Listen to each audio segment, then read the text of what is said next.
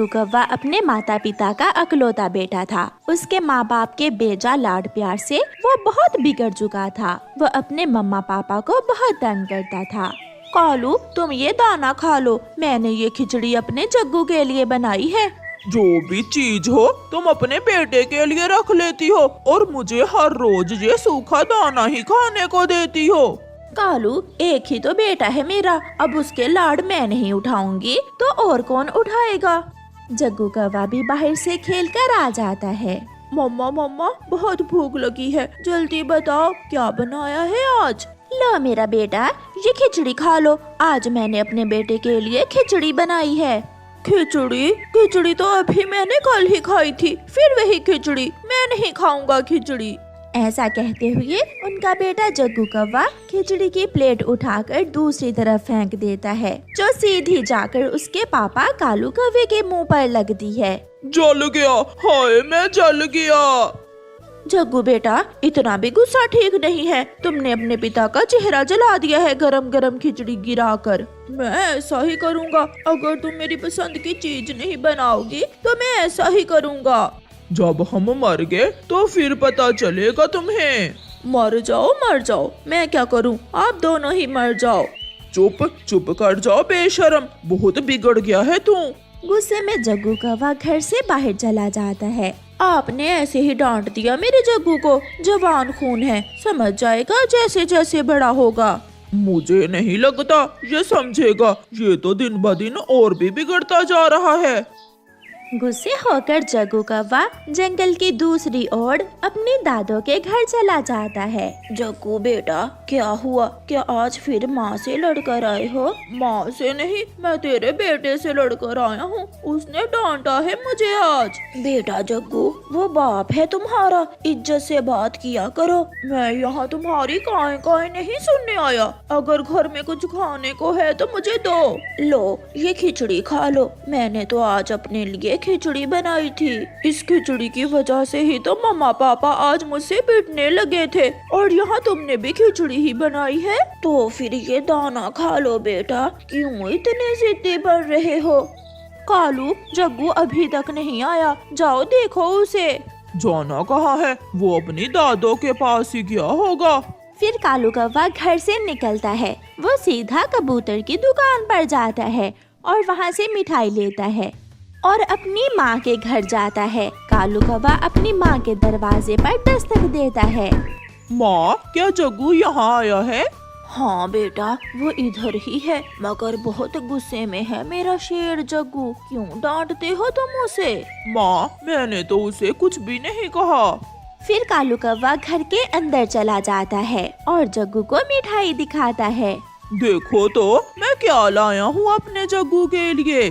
मिठाई मिठाई, लाए लाए, मुझे जल्दी से ये मिठाई दे दे। गंदी दादों ने भी खिचड़ी ही बनाई है, मैं नहीं खाऊंगा खिचड़ी। जग्गू मिठाई खाकर खुश हो जाता है। कुछ दिनों बाद जग्गू नदी पर गया। वहाँ कबूतर का बेटा किकी और चिड़िया का बेटा बॉल से खेल रहे थे। जग्गू उनका बॉल उठाकर नदी में फेंक देता है। लो खेल लो, अगर मुझे नहीं खिलाओगे तो तुम भी नहीं खेल सकोगे। तुम बहुत बुरे हो, हमेशा हमें तंग करते हो, बहुत बुरे हो तुम। तुमने हमारा बॉल नदी में फेंक दिया है। हाँ फेंका है, जो करना है वो कर लो, कोई मेरा कुछ नहीं बिगाड़ सकता। मैं अभी जाकर तुम्हारी मम्मा को बताता हूँ। कुकू भागा भागा जग्गू के घर जाता है। आंटी आंटी, तुम्हारे बेटे जग्गू ने हमारी बॉल नदी में फेंक दी है। गुस्सा आ गया होगा मेरे जग्गू को, वो गुस्से का बहुत बुरा है, तुम उसे छेड़ा ना करो। आंटी, हमने कब उसे छेड़ा, हमने तो कोई बात भी नहीं की थी उससे। अब घर जाओ, तुम्हारी माँ तुम्हें नई बॉल ले देगी। ऐसे गौरी कौवी अपने बेटे की गलती पर भी उसे डांटने की बजाय हौसला देती थी, इसलिए वो दिन ब दिन और भी बिगड़ता चला गया। आज तो जग्गू ने हद ही कर दी। उसने गरम गरम चाय की देगची को धक्का देकर अपनी माँ के ऊपर फेंक दी थी। अगर तुम मुझे पैसे नहीं दोगी तो मैं ऐसा ही करूँगा। हाय हाय, मैं जल गई, कोई मुझे बचाए, कोई मुझे बचाए। कालू कौवा घर के बाहर बैठा हुआ था। शोर सुनकर वो घर में आता है। जग्गू, ये तुमने क्या किया? अपनी माँ पर गरम गरम चाय गिरा दी तुमने। माँ मुझे पैसे नहीं दे रही थी, मुझे गुस्सा आ गया। कालू, जल्दी से कुछ करो, मेरी जान निकल रही है। कालू कौवा भागा भागा बुलबुल डॉक्टर की तरफ जाता है। जग्गू, जग्गू, मेरे पंख नहीं हिल रहे। माँ मुझे डराने के लिए नाटक कर रही है। क्या हुआ है? थोड़ी सी गरम गरम चाय ही तो गिरी है आपके ऊपर। गौरी कौवी एक लंबा सांस लेती है और मर जाती है, मगर जग्गू कौवा ध्यान ही नहीं देता। वो यही समझता है कि उसकी माँ नाटक कर रही है। कालू कौवा भी तेजी से उड़ता हुआ बुलबुल को बुलाने जा रहा था कि रास्ते में वो एक बेरी के पेड़ से टकरा जाता है। कांटे कालू कौवे के शरीर में घुस जाते हैं। वो बहुत जोर लगाने के बावजूद वहाँ से निकल नहीं पाता।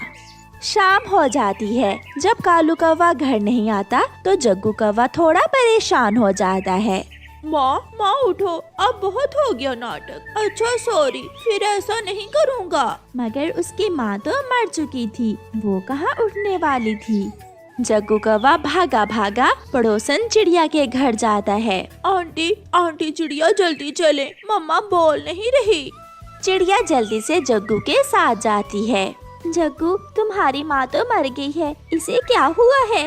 ये सुनकर जग्गू जोरों से रोने लग जाता है। माँ, मेरी माँ, तुम सच में मर गई। मैं समझा तुम नाटक कर रही हो। आंटी, मुझे गुस्सा आ गया था और मैंने गरम गरम चाय माँ के ऊपर गिरा दी थी। इतने में तोता भागता हुआ वहाँ आता है।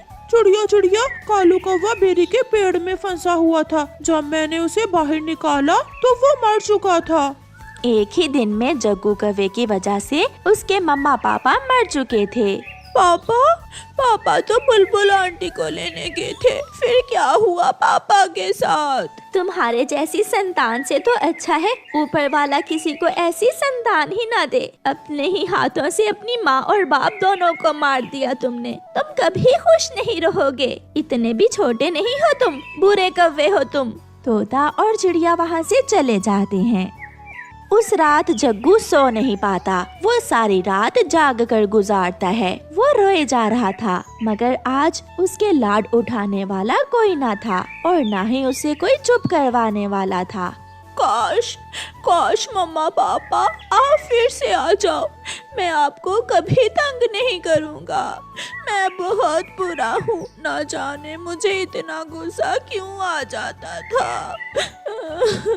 आप तो मेरे लिए इतना कुछ करते थे। मम्मा पापा मुझे माफ कर दो।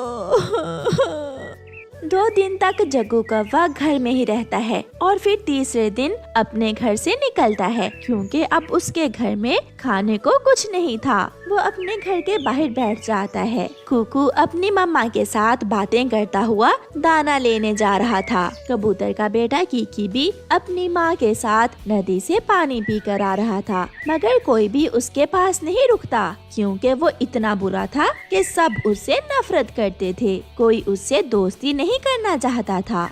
फिर वो अकेला ही दाना लेने जाता है। शाम हो जाती है और उसे एक भी सूखा दाना तक नहीं मिलता। फिर वो शाम को रोता हुआ अपनी दादो के घर जाता है। दादो, मैंने बहुत बुरा किया। मैं इतना बुरा क्यों था? मेरे पास तो सब कुछ था, माँ बाप भोजन घर, मगर मैं फिर भी इतना बुरा था। दादो मुझे माफ कर दो।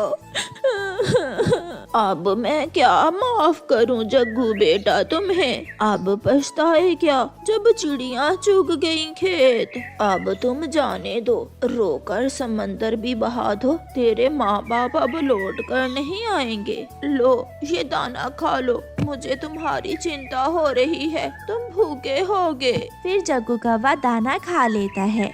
वो अकेला ही जंगल में इधर उधर जाता है। राहों पे, राहों पे, राहों पे, बाहों पे